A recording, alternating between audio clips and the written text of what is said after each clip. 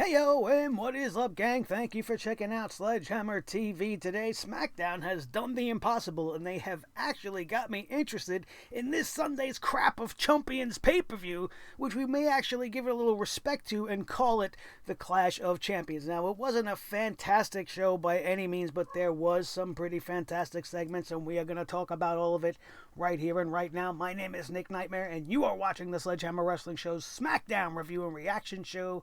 Let's do it.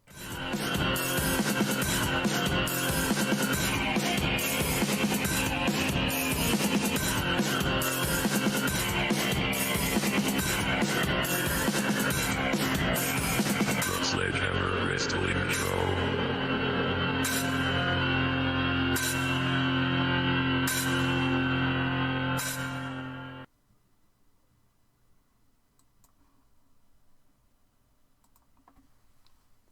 The show was not that bad. I'm going to be honest with you guys. That's what I'm all about. I pride myself on my honesty. I'm going to tell you when things are bad. I'm going to tell you when things were good. And tonight's episode of SmackDown started off and ended pretty damn good. And seen Roman Reigns in some of the best stuff he's ever done. We've seen Alexa Bliss actually do some of the greatest stuff we've ever seen her do.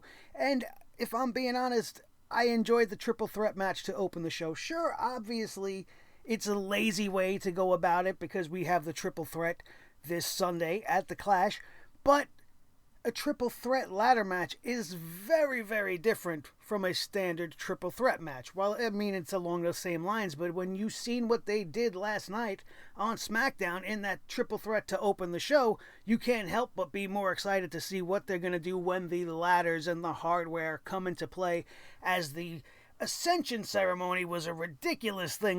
Let's call a spade a spade. They didn't need any of that. The first ever Ascension of the belts. I mean, that happens before the match, not like 3 days before the match. Why are they going to leave the Intercontinental Championships hanging there for 3 fucking days? It doesn't make any sense. But whatever, it was just an excuse to get the segment off, to get everybody out there and to have everybody involved. And I enjoyed the story of the triple threat match, as Jeff Hardy and AJ Styles just aren't even kind of taking Sami Zayn seriously. Like, he's a non-factor in this to them, and that his claim is the weakest of all three, which may actually be true. But having Sami Zayn win this matchup was the only thing where I was like, a little bit, I thought there shouldn't have been a winner. I thought it should have just dissolved into a brawl of sorts, and then you could leave everything up in the air. They love to do that anyway. They've disqualified people for way less, as we've seen on Monday. We have so many stupid ways to book themselves out of a match, but, you know, they had to give the win to Sami Zayn, which leads me to believe he's not going to win this Sunday. He may pull it out, but I think if he's getting the win in tonight's match, he's definitely not going to get the win Sunday. Possibly AJ Styles might have his hands raised or pull the belt down, however you want to phrase it. But it's interesting. It was at least interesting, and the match quality was good, which is why I'm giving them a pass on the triple threat match to open the show. The rest of the show, up until the last 20 minutes, I can't say the same thing about. How many times do we have to see Bayley come out and do her standard Bayley promo where she talks shit about Sasha Banks but then redirects all of her attention to Nikki Cross, saying there's going to be no difference in this match from the last time. It's just going to be another time we're seeing these two girls in the ring. Nikki Cross has no chance. I don't believe anything is going to happen there, or if Sasha Banks is going to get involved and cost Bayley the championship, why would she do that? Sasha Banks wants to be the one to take the championship from Bayley, so that would be stupid. So nobody expects Nikki Cross to win. Bayley pretty much just saying, look what I did to my best friend. What do you think I will do to you? That was the gist of Bayley's ridiculous promo. After that, we had more ridiculousness returning to WWE with the just continued booking of the Loser House Party versus Cesaro and Shinsuke the Sushi Bar. Now, this match has been going on for months, and do they not realize that they're doing the exact same thing that Monday Night Raw is doing? You got Angel Garza and Andrade, who've been fighting the Street Profits for months over the WWE Raw Tag Team Championships, and they're in the midst of breaking up. And now you go to SmackDown, and for months we've been seeing the Loser House Party versus the Sushi Bar for the championships of SmackDown, and they're in the midst of breaking up. It's the same exact story, just on another show with different characters. And how many different times are we going to have to see one version of the team versus the other? It's either a one-on-one or a two-on-two or a six-man with somebody special. I'm tired of seeing this. We're all tired of seeing this. This was unnecessary. It was the exact opposite of the triple threat match. This is essentially the same shit we are going to see Sunday, which has been the same stuff we have been seeing for weeks and weeks and weeks. And I'm not interested in it at all. Nor am I interested in seeing Constable King Dickhead Baron Corbin at all, let alone versus Matt Riddle again. And then they go through this extra long match where we assume that Baron Corbin's going to lose, right? Because Matt Riddle's the guy you want to build. But no, Baron Constable King Dickhead Corbin wins this match clean. He doesn't even cheat to win. He just kills Matt Riddle completely right in the middle of this ring. And then Matt Riddle gets up and is like, well, I'm not going to let this bother me. I'm still going to go take my shot. I'm not going to let this stop this stallion. What? What are you talking about? I don't understand it.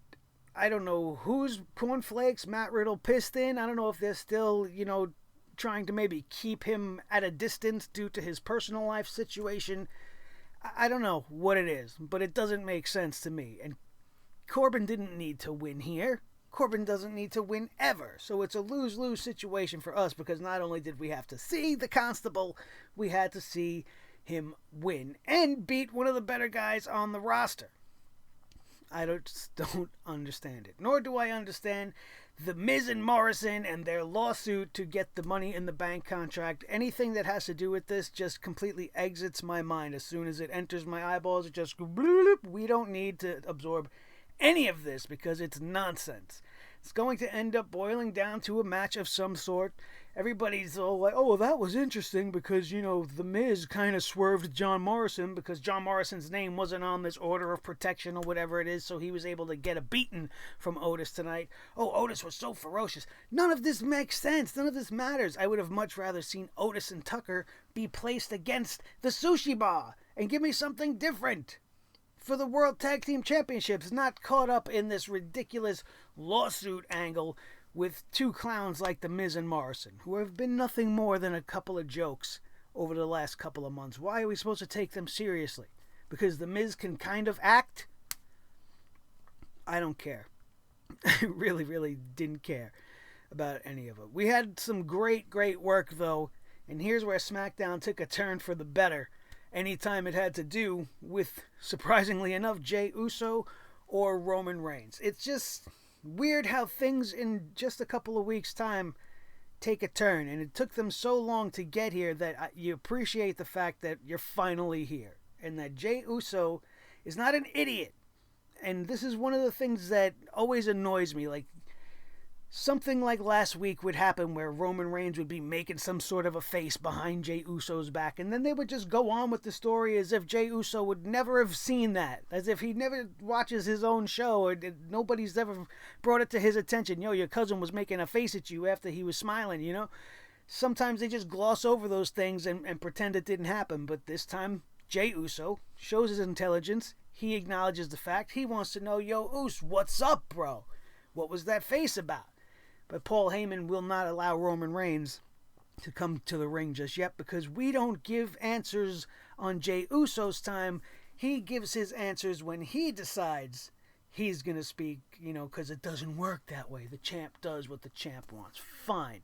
It's a great way to make you anticipate what Roman's actually going to say. And what he does say to close this show was very intense. It was very, very well done, and it's got me interested in a match that I thought I wasn't going to care about, because we all know Jey Uso's not going to win, but they definitely made it interesting, and they made you care, especially with the promo package that they put up, where they had the family members. We seen Alpha and Sika and Rikishi talking about how strong their family bond is, how this competition between them has been going on since they were boys. Like, this is the kind of stuff we needed fucking weeks ago, man.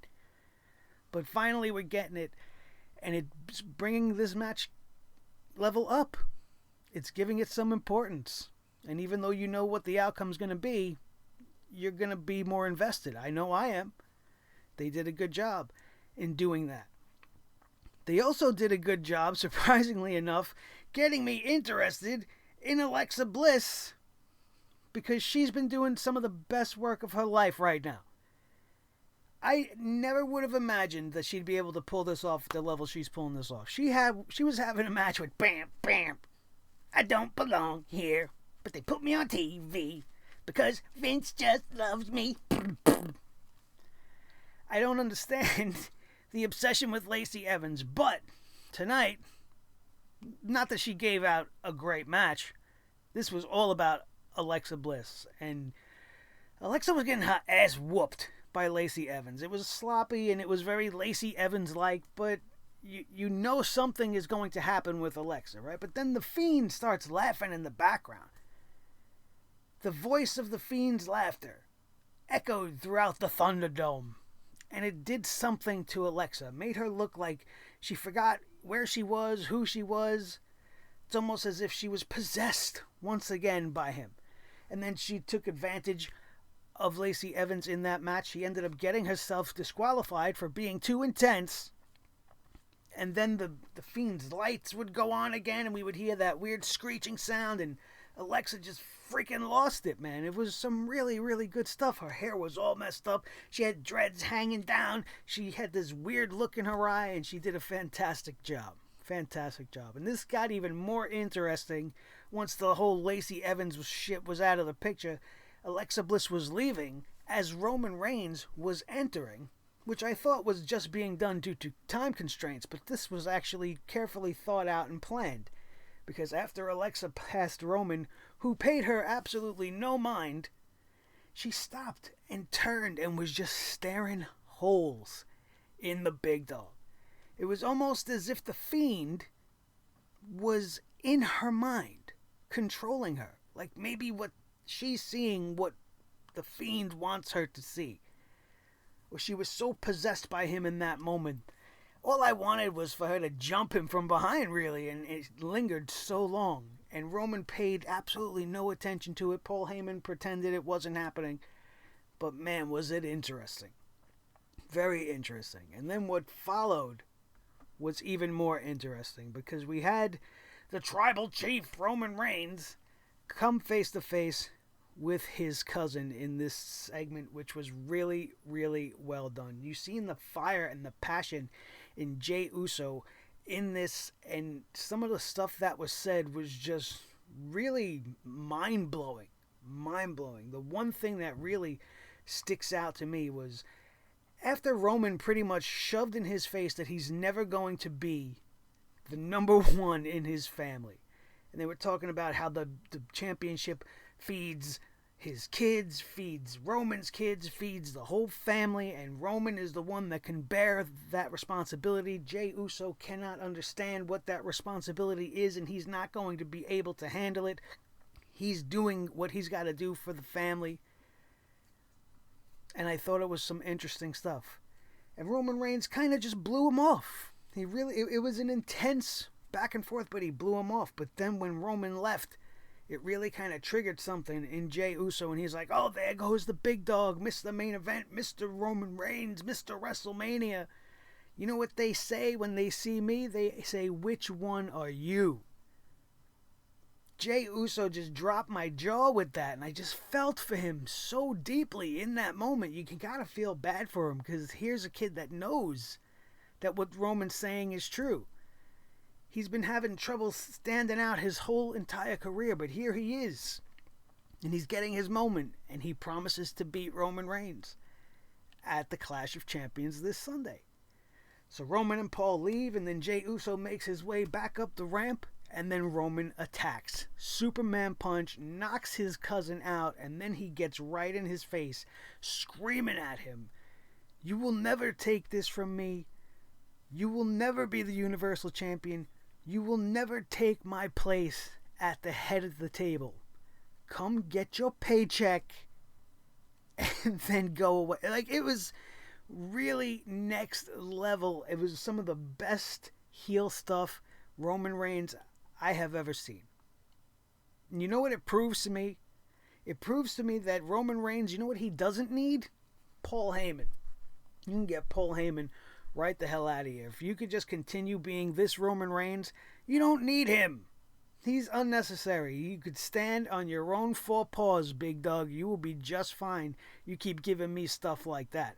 It was very sad at the same time as it was intense. And you can't help but feel for Jey Uso. You can't help now but look forward to what we're going to see happen between these two guys. They actually made it interesting, and you gotta give them credit. There are still plenty of poop hammer moments. Anytime you see Constable King Dickhead, you know the poop hammer drops. Anytime we have to see the Sushi Bar versus the Loser House Party, the hammer drops. But aside from all that, and aside from Lacey Evans, this was a solid show, and it did its job. It got you interested in the SmackDown side of things for this pay-per-view, and we're going to have a hell of a triple threat ladder match for the Intercontinental Championship, and we're going to have a hell of a Universal Championship match, because you got to believe it's going to be brutal. Jey Uso's going to be pissed. He's going to want revenge, but Roman Reigns is here to make a statement. It's going to be interesting. It's going to be wild. So I'm actually looking forward to something for once. I'm not dreading this Sunday. On the Raw side of things, yeah, I don't even remember what the hell is going on, and nor do I care. But I'm tuning in for these two matches specifically, and to see what else may be happening in the mind of Alexa Bliss. Crazy. Absolutely crazy. But I tell you guys how it is. That's how I felt, and it wasn't the worst night in the world, which is maybe why I got a nice good night's sleep. And after sleeping on it, I still felt the same way. And I'm sure many guys are going to be out there shitting all over the triple threat and talking trash about it. But I thought it was a very good and very interesting way to get you excited for the ladder match. Because it's not really the same match. And the championship wasn't even up for grabs. So everybody calm down. All right? Give them a break. They're doing the best they can. And I don't often give them benefit of the doubt. But tonight's show showed to me that they can do it. For some reason or another, they just choose not to more often than not. Thank you guys so much for joining me. That's it. Nice and easy, quick episode of the SmackDown review. Not really much to talk about, but what happened was decent, which is why there's really not much to talk about, I guess. So thank you, as always, for joining me. Don't forget to hit that subscribe button so you do not miss when we go with the review of the Crap of Champions, or the Clash of Champions will be nice,